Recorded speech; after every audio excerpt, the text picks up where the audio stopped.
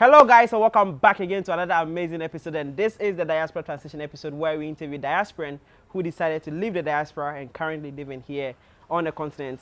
And we are in Ghana, as you guys know. We've done several episodes, Senegal, Gambia, but we are back in Ghana, and I do have here someone very special. I always say this. She's very special.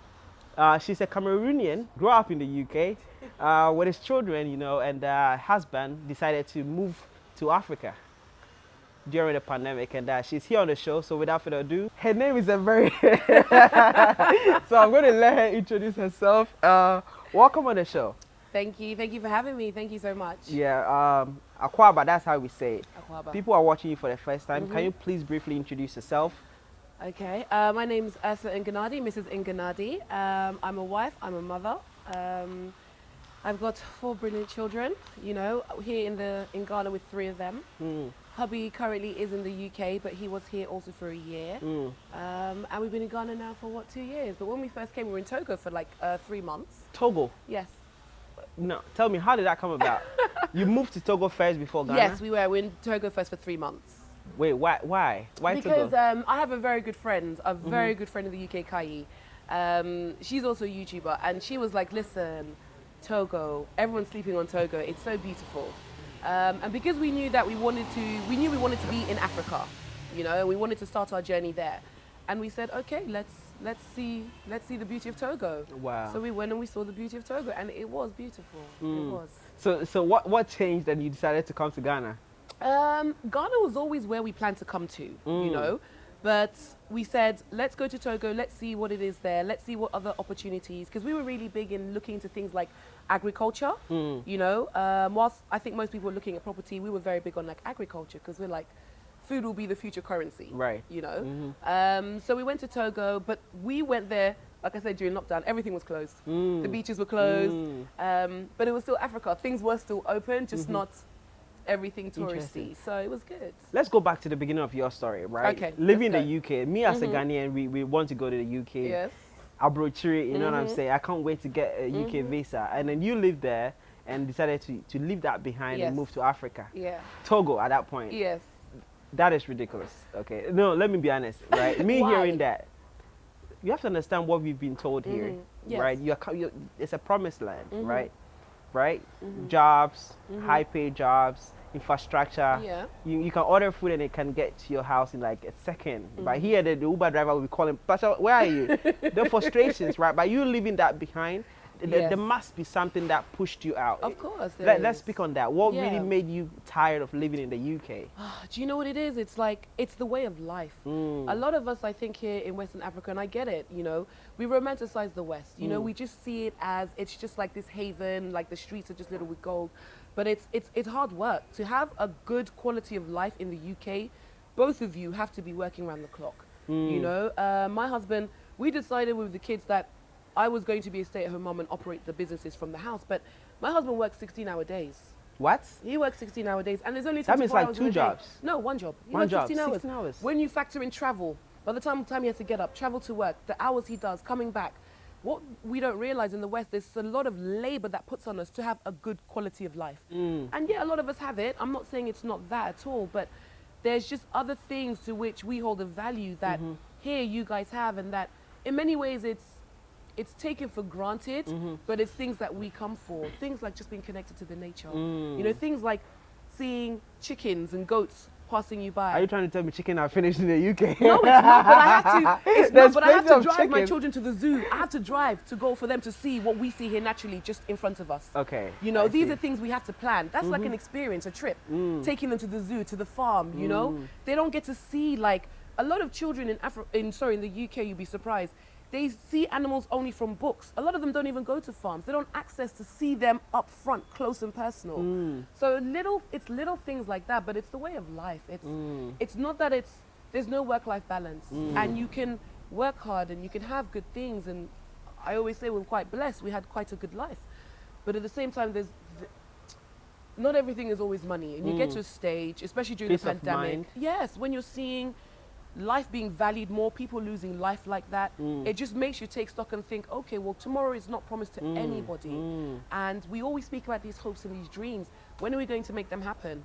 Are they just always going to be dreams, or are we actually going to be the risk takers and do it, you know, and what does it look like? So we can plan a little bit, and then the rest we have to say, we're exploring, Wow. you know, and that's just, that's what we understood it to be. So we researched, we did due diligence as much as what you can, and the rest you just have to come out here and just experience it for yourself, you know? Like that. And that's where we were. When did that dream begin? Was it just like during the pandemic or No. prior to that? No, I think my husband and I, we've always had it individually. And then when we met each other, it was just reunited. We just always knew that at some stage we want to like see Africa, live Africa. It's like, we're quite blessed, you know, we've been raised in the West, but we have access to freedom of movement. And it's like, we were just like, what are we doing with it? And we've always wanted to connect back home, but then the more you're growing up in the West, the harder it is to transition back. It is, it becomes Really? harder. What makes it hard?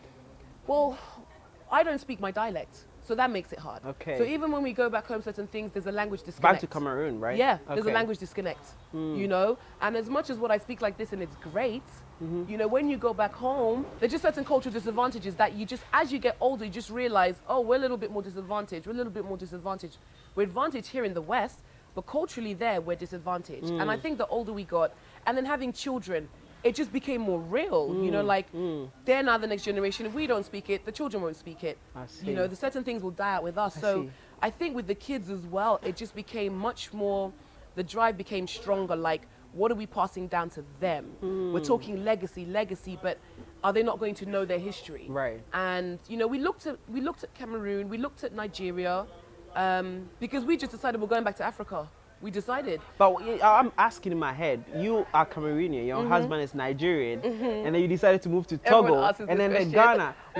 Why don't go back to Nigeria, I mean, or even like your country? Well, I I'll want to be know. honest with you, Cameroon at the moment, and it's been that way for the last 7 years, people don't know, we've been in civil war for a long time, you know, and a lot of people are just, we've had the Francophone war for a long time, and there's a lot of instability in Cameroon at the moment. And for us, the journey is not just for us, it's the children. Right. For them to know and feel connected to being So African. their safety is also... Safety has to be a part of it. And Nigeria also the time, it was volatile. It was, you know, like everybody was, it was, you know, it was just volatile. And hubby and I, we were thinking, this ultimately is also for the children. We want them more than anything to know that they are African at the core. And then, you know, with the Pan-African, we are Pan-Africans at the end of the day, both hubby and I. And Africa is all of ours.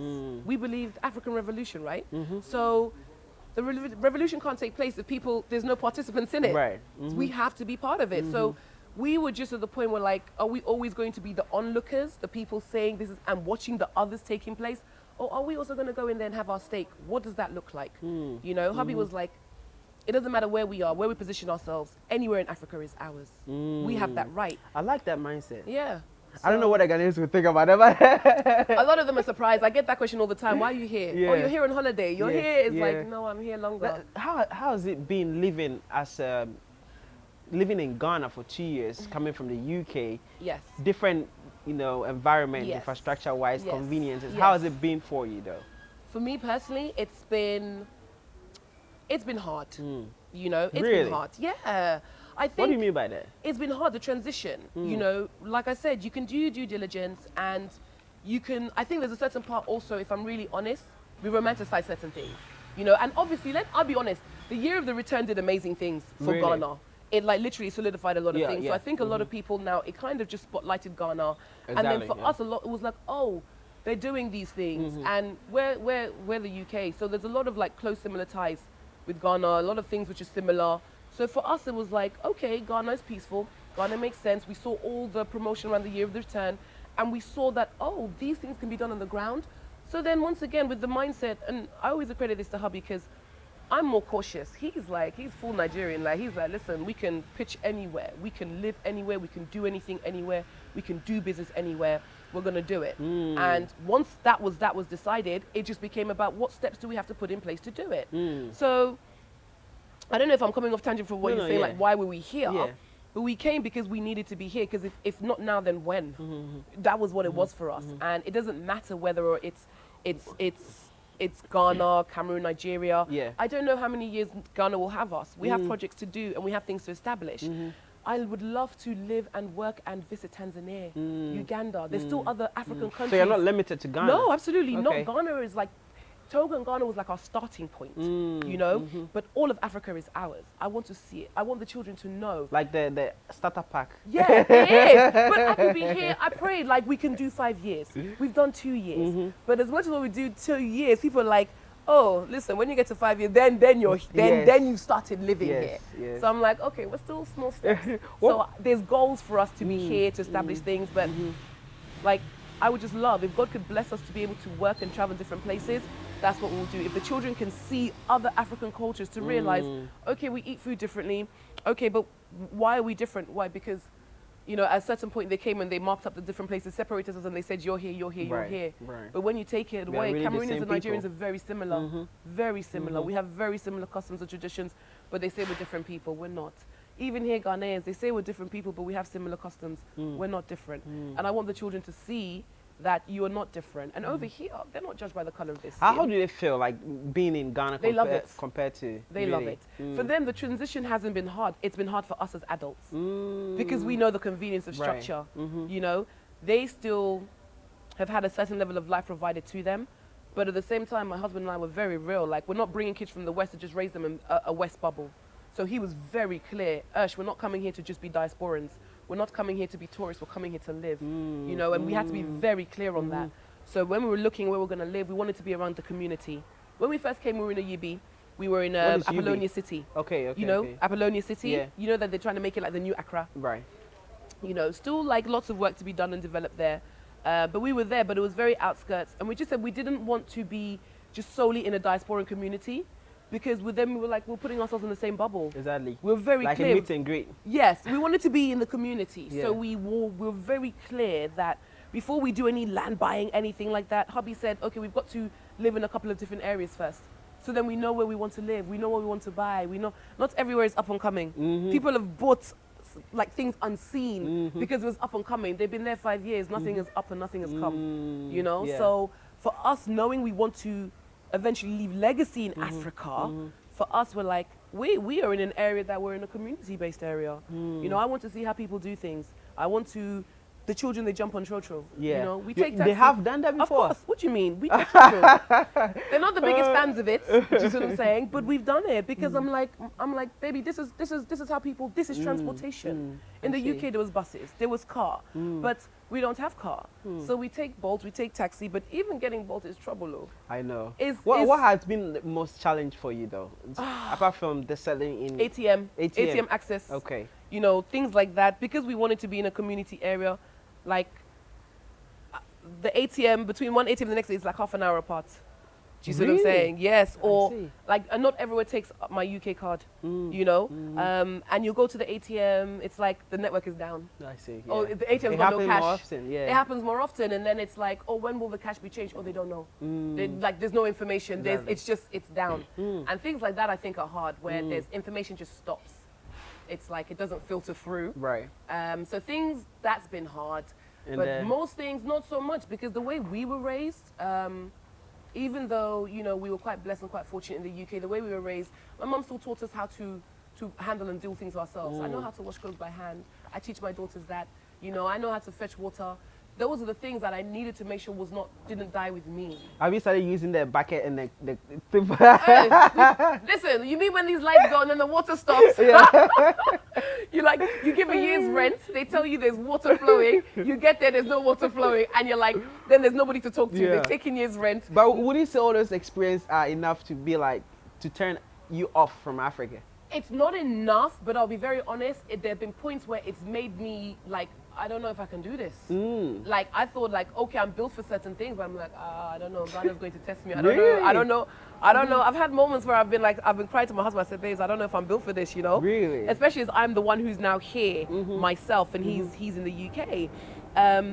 Because it's just a different way. And because they have this mentality that, you know, you do have a money tree in your handbag when you're walking. And initially it is, I see the perception how they get that. When we first came over, when I'm still converting currency, pound and stuff, I'm like, oh, it's only this price, it's only this price. So my bro, there's times 10 cedis change I was giving away, 5 cedis change I was giving away. That was the initial stage when you moved here. This was an initial stage, yes. Because you're like, but now being here, hey, you told me 100 cedis is like telling me 100 pounds now. Now when I've been in here in the mix of it, I get it. But initially when we first came, you know, What will you say you wish you knew before coming to Ghana? oh gosh, I wish I knew before that. I wish I knew before just how much people here valued outside.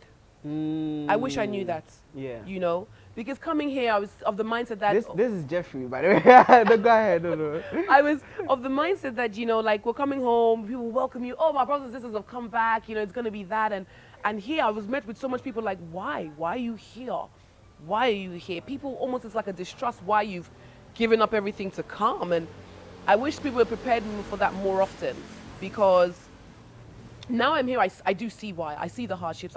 And it's not that I didn't see it before, but you have to be here to really see what they're striving to come out for, you know. But I wish I'd known that more, because until I understood that the way people interact with you, they don't see you as you're here to stay, you know. So sometimes the interaction, I'm thinking we're coming together, it's long-term goals, long-term visions, we're going to do this thing.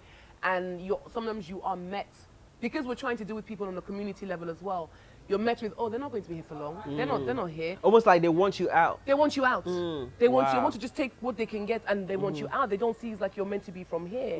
And even things like, you know, I'll try, like, when you're trying to speak the tree, it's the little things like they find that hilarious and they find it funny. Or it's things like when you're They're laughing at speaking. you? Yes. And I've had to explain this to the children. I get it. But to the children, it was hard for them initially, and people are fascinated by them. And they're fascinated, why have you got these Western children here? Like, why are they here? And when they'll ask them things, they'll say things, and they'll try to, repeat this. And they're like, Mommy, we don't. Because people are speaking to you. It's almost like they feel like they're performing. Because they haven't seen you here. It's almost like you're an enigma. And especially even when we were in Togo, when we were in the village. We went to the village, and it was almost like it's the first time they'd seen, like, certain people from abroad, like literally. And it's so crazy because people are looking at you like, almost like with a distrust, like they haven't seen you. And I wasn't expecting that. Wow. You're expecting, hey, Yeah. you know, Yeah. my brothers and sisters will come back home, and you're met more with like, they don't know you, they don't trust you. Interesting. Wow. Let me ask you this though. Go on. Where are your parents at the moment? Back in the UK? My father's predominantly based in Cameroon. My mom's in the UK, but she's backwards and forwards in the UK. Okay. Yes. How did they react to you moving with your kids to Africa? Honestly, very honestly, not very well. What do Not you mean? very well. Elaborate on that. Because obviously it was different for my parents, if you think about it, because my father was a diplomat for the Cameroon embassy. So obviously coming over to UK, it's like, we weren't British when we came, you know, and you know, that was the thing. You're coming over to giving the opportunity, and we were provided with a great opportunity.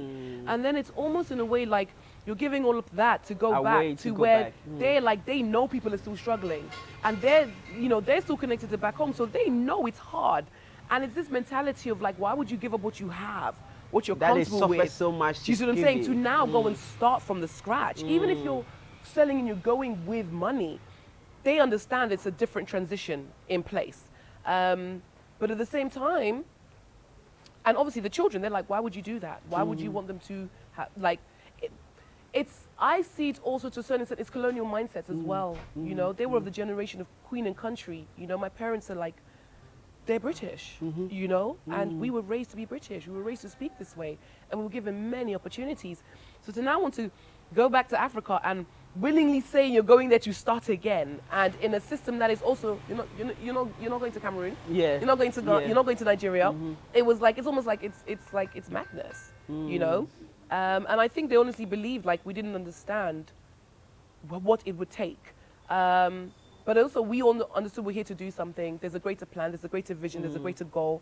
And above everything else, it's not for ourselves, it's for our children. So my husband and I, the transition things, the sacrifices, we will bear it. And we will do things so that they don't. But right now, they get an amazing quality of life, you know, in terms of experiences wise. You know, they get to see and interact with people. They get to see things that, they get to travel, you know, in ways which they've never, we crossed Togo to Ghana by land. Really? You know, How we was the drove experience? across. It was brilliant. That's what Was I'm it saying. smooth? It was smooth, of course. No bribery? No, bro, listen, this is Africa. We learned very early on, do you see what I'm saying? Yeah. But this is why my husband's like, this is where we should be positioned, because here you can maneuver.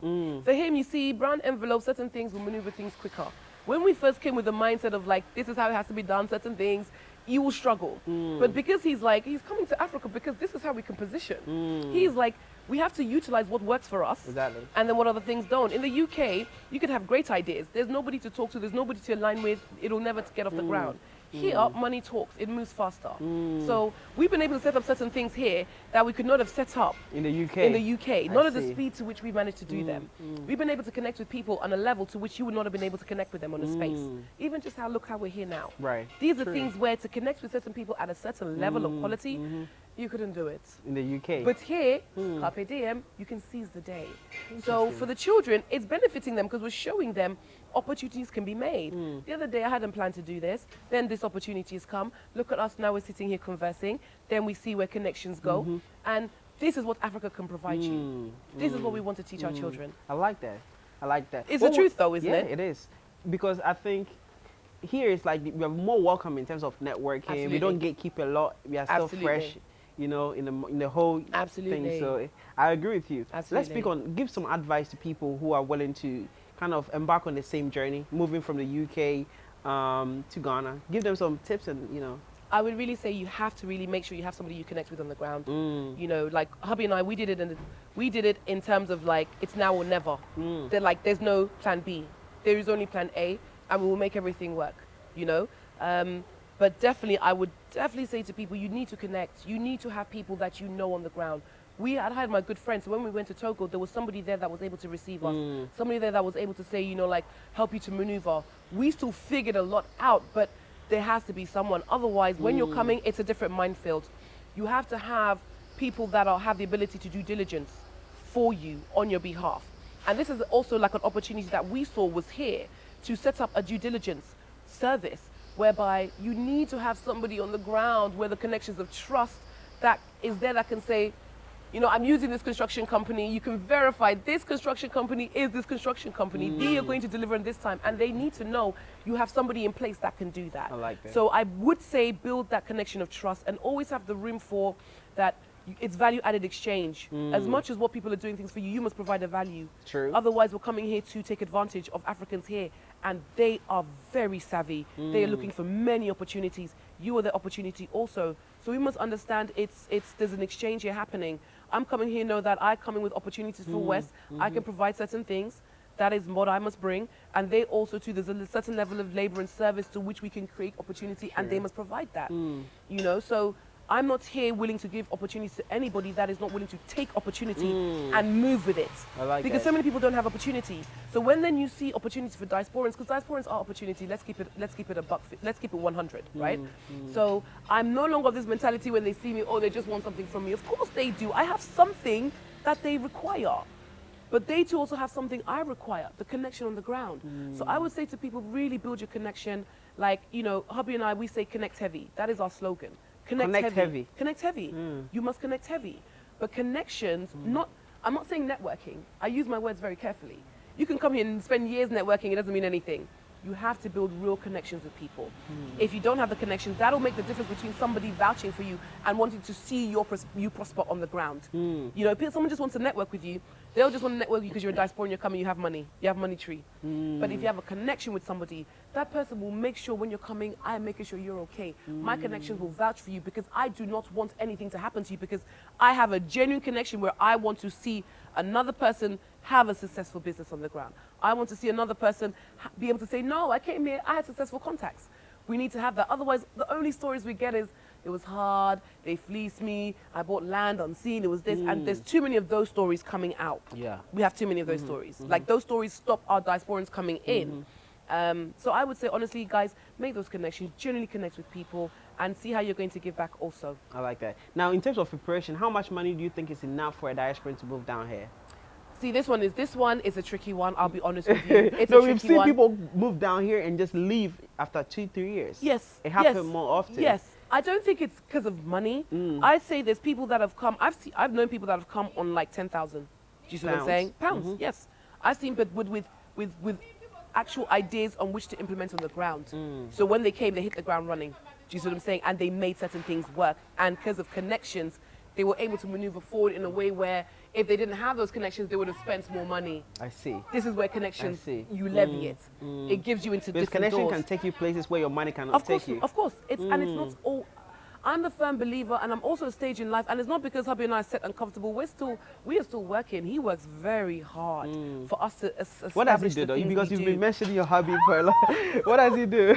He does many things. It's true, Nigerian man. He's a businessman. You know what I'm saying? He works in logistics in the UK. He also does training. So we have a professional cleaning company. Okay. We have a cleaning company, right? So we do steam cleaning, sanitization, pressure washing. Okay. Because you see, he's about problem solution. He saw where there was an avenue that was lacking, and he was like, Wow.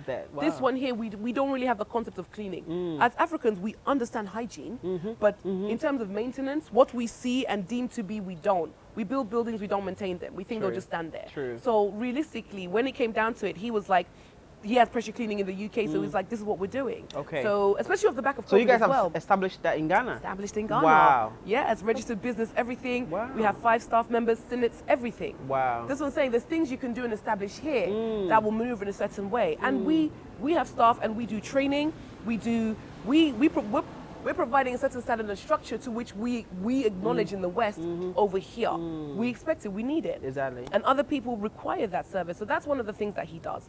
Also things like due diligence, the reports, being on the ground, making sure things are verified. And also from my experience, because a lot of things are on paper, but when you get on the ground, it's not the same way. And we've got kids, you know, you want to go to a place, they'll say it's there, you get there, the place is closed. But online, it said the business was open. So whilst we were here, I got into a mode of having to verify things. I became obsessed with verifying things, making sure is this place legit? Who is the point of contact I need to deal with? Also, so that when we have friends and family members that are coming over, like, what am I going to do? They need somewhere and I don't know who to pass them to. What have I been doing here on the ground?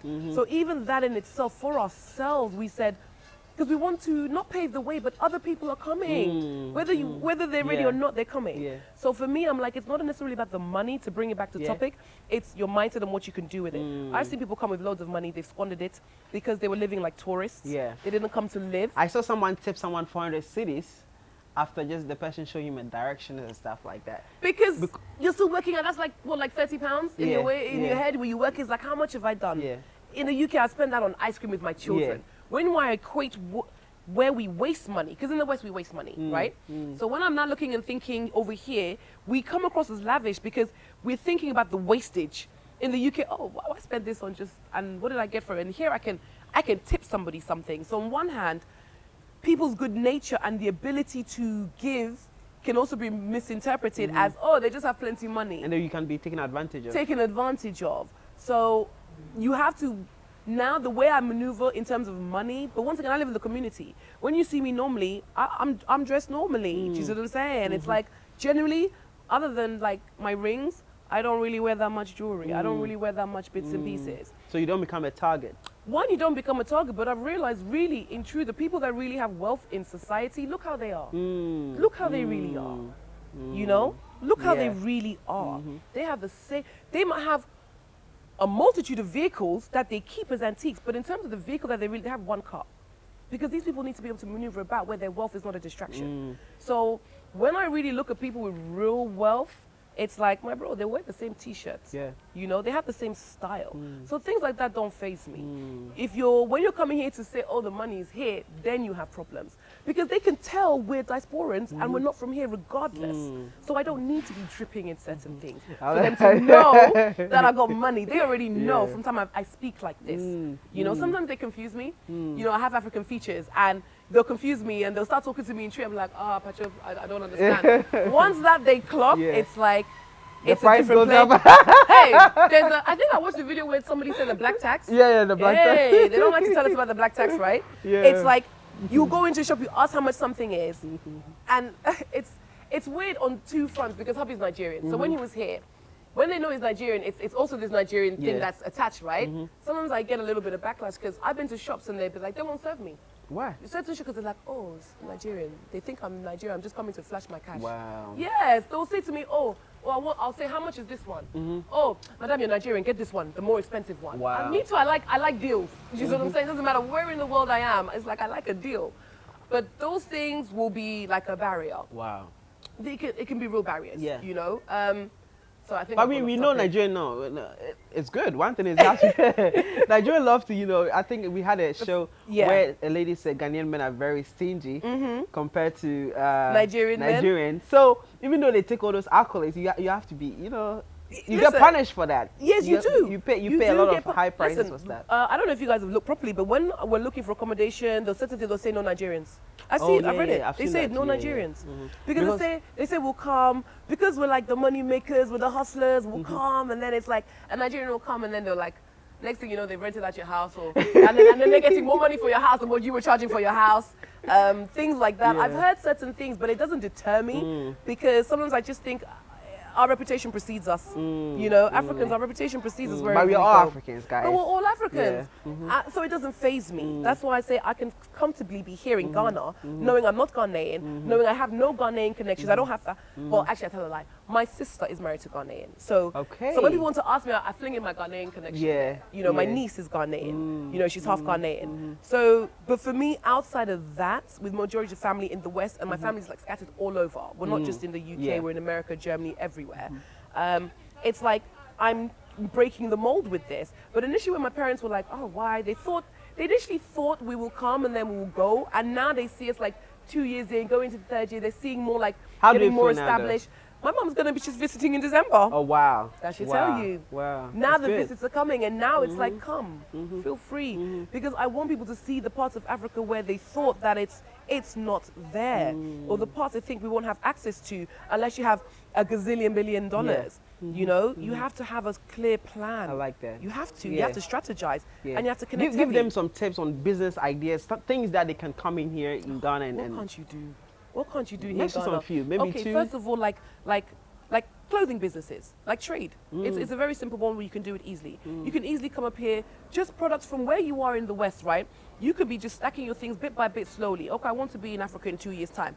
Small things, because they carry so much weight for products abroad over here, right? That's the business. Start stacking when there's no pressure on you to have because over here you don't need shops that everything is like it's a beauty shop. You can sell, you walk into a shop and they're selling everything in the shop, you know? So you can set up different businesses. There's not the pressure to, it must be this way. So even as simple as like stacking things which you're buying and selling, always, you can't go wrong with it. And especially if they know that you're bringing products from abroad, come on.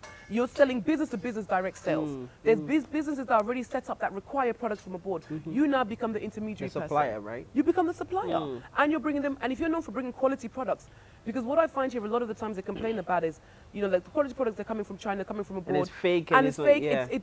I've experienced it. They don't last very long. So a lot of the times now, hubby's like, we're stacking things and sending it over, because I'm now in a position where I'm like, the products over there will bring them over. So that's another business we're about to start bringing out. In terms of the cleaning business, we have the cleaning, we're now bringing out cleaning products. Do you see what I'm saying? You mean like the washing products? Own cleaning products, yes. Like cleaning products, our own brand. And then what we're going to do is get salespeople and now do sales. And salespeople to go out and sell the products. Business to business sales. There's people here every day, I see them walking around selling. In traffic. Carrying things in traffic. So my own products too, they can sell them. You know what I'm saying? If you bring out, you brand it, you do the production side of things. Now that provides your whole production level. Because you can hire salespeople. We have salespeople. So outside of some of the major, the Accra malls, the major malls, you see our people, we give our flyers, we generate business to business. Now that's giving people work right there.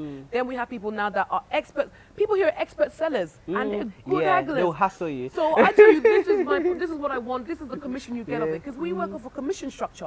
So we're offering people a commission structure and incentive. You get a base wage, but also the more you sell of this, the then more you money get you this. get. And we provide actual benefits to sales. These are the things we're used to in the West all day long. There's people that are doing telemarketing, telesales job. You bring that over here.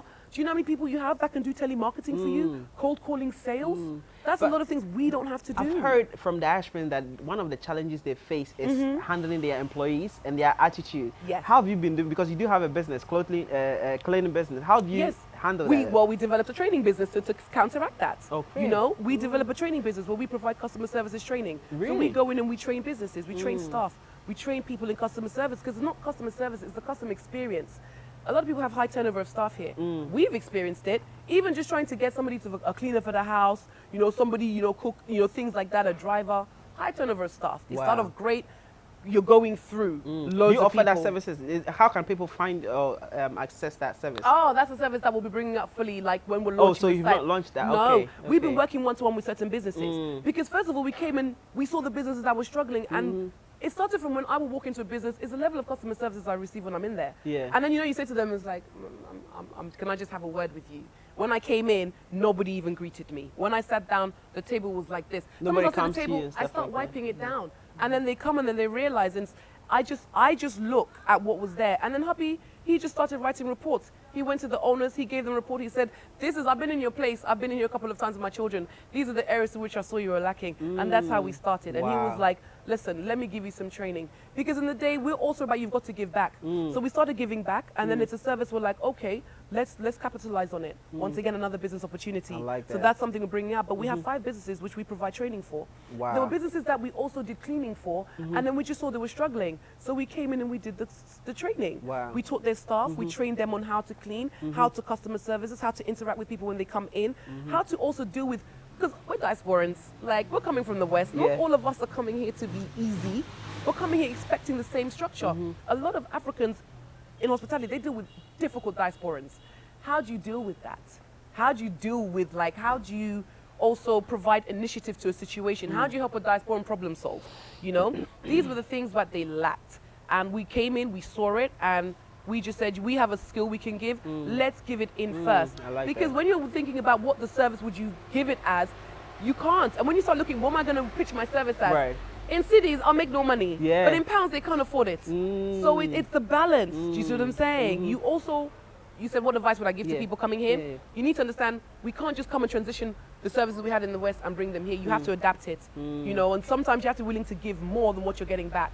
What we give back for the training, it's not what we will get back, and we're launching the service in the new year only because we didn't want to be another diasporan that came here, saw a quick buck idea, did it, and then you don't realize there's a process that goes in place with it. True. Because now I'm dealing with businesses, now I'm taking on your staff, now I'm having them to, we're doing presentations, and you're talking to them, they understand, but when they leave there, are you coming, do they understand? Right. So we have to work with the businesses in a program whereby we are also still there at hand. We come in, we mystery shop, we come in and we just drop in, and so they know at any stages you can be, so you have to maintain your level, maintaining the level. That's what we're teaching people, how to maintain that level. I like that. Now, you being a family, moving to Africa as a single is different. I always say this, It right? is. As a couple is different, and also with children is different. Ah, yes. Now, give an advice to family moving.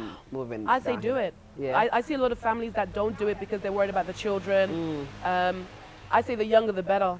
The younger children are, the more they'll transition, the more they'll adapt. I'm a former teacher anyways, So I was homeschooling the UK. I say bring them, teach them life, teach them experiences, bring them. Teach them pour into them what you would like to have them go out, And a lot of the times, until you place them in situations, you don't know how they'll adapt. We keep them in a bubble in the West. And here, my children have learned to not be placed in a bubble. I kept them in a bubble, but here I'm forced to not, Little certain things, understanding Because that you time feel moves free, they're differently. safe, you let them do whatever they want to do. No. No. We're still African. They don't do whatever they want. This is what we're leaving the West for, so that they don't adopt that thing that they can do whatever they want. Right. That they can get to a stage where they can say to mommy, actually, no, mommy, no. And it's like, we don't do that one. But my children, You're they're in very Africa. well. No, they're in Africa. We teach them to have options and a voice and to speak. Where maybe in many ways over here, it might be seen like, oh, you give your children a lot of choices, of course. Like, they have a voice for a reason. But at the same time, being over here, they're learning different cultural practices. Let me tell you something, my bro. When I first came, do you know the school kids, they pass me by, oh, Pacho, good afternoon. Yeah. And I'll be like, why Why, do yeah. children I don't know are saying hello to me? They cannot pass an adult without greeting you, and those things and those ways, I'm like, these are things we lose. In the West, like there's kids where if you see a group of kids coming around, it's like you're afraid of children, groups of children. Yeah, if they come on the buses with you, they have no respect for adults. There's not that respect and I know the times I've been pregnant and I was on the bus, nobody will get up for you to sit down. They will not do it. School children of a certain age, old people, they don't do it. Over here, and I'll see young children going to the ends of the earth to say hello and to greet and to. It's a level of cultural respect that they have here. When you have groceries bag, people help you hold it and stuff like that. Yes. Sometimes I'm walking and it's like, oh, mommy, please let me. In the UK, when someone try to do that, you're like, you're trying to steal my stuff. First of all, it was a bit like, oh, like it's okay, I can handle it myself. It was just this thing. In the UK, who's carrying my bags for me? You know, these are the things we do ourselves. I like that. And then to get here and have somebody which is willing doing it because culturally it's them being respectful, that's a game changer. There's times when they do it when it's like they want something in return. But when you see here children, and my kids are seeing respect in the truest form, even when we walk past the shop, every shop we go to, they make sure and say hello to auntie. They're like, hi auntie, hi, everyone's auntie. So the community is really strong here. Yeah, it is. And we're part of our community. From the top of the road to the bottom of the road, everybody knows us. You know, we walk down like, and they know us. Like from the Bofra person, everybody knows. And they know the children as well because they're polite, they say hello, they say good morning. If auntie greets you, you know you must greet auntie. But we grew up with that in the West. That one, my parents, doesn't matter who it is, whether it's the dustbin man, doesn't matter if it's like we were at the embassy and you're speaking to an ambassador, doesn't matter who it is. You must give respect to people. And I show my children the same thing here. The boiler guy, they greet him. If you come to fix something in my house, they offer you water. You're offered food. You cannot come to my house and I won't offer you food. It just won't happen. Really? It won't happen. Wow. Whether my cleaners, they come to my house, they eat food too. They cook for the children. Before they go, now I'm I know like, whose house I'm going next. yes, absolutely. But it has to be that way. It has to be that way because they say the people that drive you, that cook for you and look after your children, you must always give extra respect to. These are the people that cook your food. Yeah. They drive your children, right? Your children's safety is in their hands, right? And they look up, they run your home. I don't play with things like that. So those people, if they're like, if they're kept as staff or around me, I give you a higher level of respect. Do you see what I'm saying? And it pays off because other people are relying on my children and they care for my children and they deal with my children in the same way I would. Right now, I'm not with my children, but the people that are with them, deal with them correctly because they see I take care of them. I like that. No problem. I like that. We're almost at the end of the conversation, Okay, guys. cool. Where we are currently filming is called Biru. Biru is a co-working space. Moving back from the UK, US, you went somewhere with a high-speed Wi-Fi, constant electricity, then Biru is a place for you. Check them out. Link in the description and also on the screen. If you do have a final message for people watching you from the UK all over the world, what would that message be? That message would be, guys, carpe diem, seize the day. Life is too short.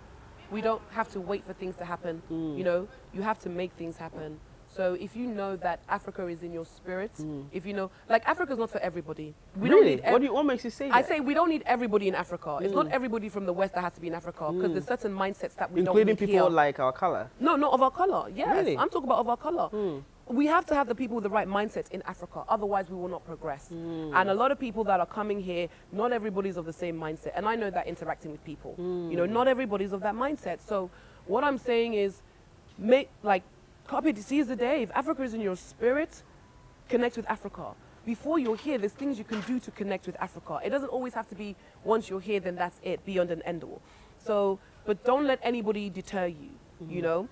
I say be the risk taker. We need more risk takers in life, you know. And sometimes the risk takers are the crazy people in society, but only till you get it done. And not then other sometimes, people, always. no, it's true. I'm trying to be here. I'm trying to be polite for the camera, but it is like we have to be the risk taker. And if in your spirit there's nothing worse than an unfulfilled life. Life is too short. The pandemic definitely taught us that. You know, you do not want to wait for something to happen to realize, oh my days, missed opportunities. Even being here, I wish Happy and I had galvanized ourselves and been back sooner. Yes, I wish we had. I wish we'd set certain things in place beforehand. I wish we had transitioned in a different way because we got to a point where it's like we're older, the kids are getting older. Let's touch on this subject of our people being reluctant in the West because I've had people come on the show that they moved to Africa, they told their parents to do the same thing and they're like, over my dead body, I'd rather live in poverty in the UK, in Canada than to move to Africa. Yes. We do have people like that. Yes, of course. Yeah. And those are the people that need to stay. Yeah. Those we don't need them here. We don't need them here. Those are the people I say that need to stay. Because in the day, and that is fine. There's some people that have a really good quality of life for where they are. And some people, but the ones which are struggling, and what people don't realize is there's a lot of struggle. There's a lot of struggle in the West. A lot of things which we don't tell our people over here. I've had aunties and uncles, though. They're doctors, they're this, they're that. Times are hard over there. They're doing second job, they're doing care work, they're doing cleaning, they're doing other bits and pieces. because you have to survive. You have to do everything at all costs to survive in the UK.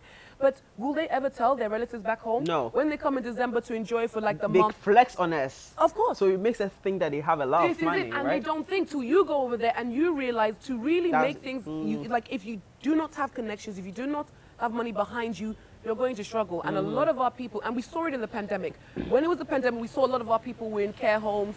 They were in, they were in the hospitals. They were the porters. They were the people which were the service people propping up and caring for people. But they were not the ones being recognized. They don't tell you When that. they work in the UK and they clean their toilets and they come back They don't- here, they don't tell you that. No, They they don't- tell of us course they that they don't. work in the offices. Of course, and they tell you the office that they're doing. Yeah. They tell you that job. Or they'll tell you, they'll never tell the you. aunties, you know yourself. When you come, tell us what you do. This is why I tell my husband works 16 hours and he works long, hard hours. So when I'm over here, you can't just come take my money like that because I'm not here to waste my money. We're not here to waste what we have. But those people with a mindset where you'd rather struggle, do you see what I'm saying? Yeah. In a situation, if that is what can suit you, let it be you. I can't do that. And I will not have my children struggle. They tell us in the UK, we're in debt and we're in a recession. Just because it has not affected and hit everybody else, but we don't have to wait till everybody's in the recession and feeling it till we understand that's where we are. Certain people are in a recession over there and they're feeling it and other people aren't. Do you see what I'm saying? But just bringing it back to the question where you were saying about people coming over, don't let anything deter you. If that is your dream, put it in place, make those connections and see what things you can put in place to make it happen. Have a real strategy and it will happen. Focus on it. Like if it's meditation, that's what you have to do. I'm about prayer. Pray on it. Do you see what I'm saying? Pray on it, pray on it, pray on it, but put an action plan in place and you'll make it happen and connect with people that you generally do see are here. Because there's loads of people that are here. I like that. Thank you so much for talking You're to very me. welcome. I know we can speak for days. I know. We should probably do a part 2 later on. Oh, whenever you're ready, let me Yeah. know. Thank you for being on the show. Thank you for having me. And guys, if it's your first time here, please don't forget to like the video, share to friends and family. Yeah, comment down below. Let's get the engagement going on. And thank you so much for watching. It's been a wonderful one. And the car is making noise in the background. All right, guys, without further ado, let's say bye-bye to them. All right, Bye, guys. Peace.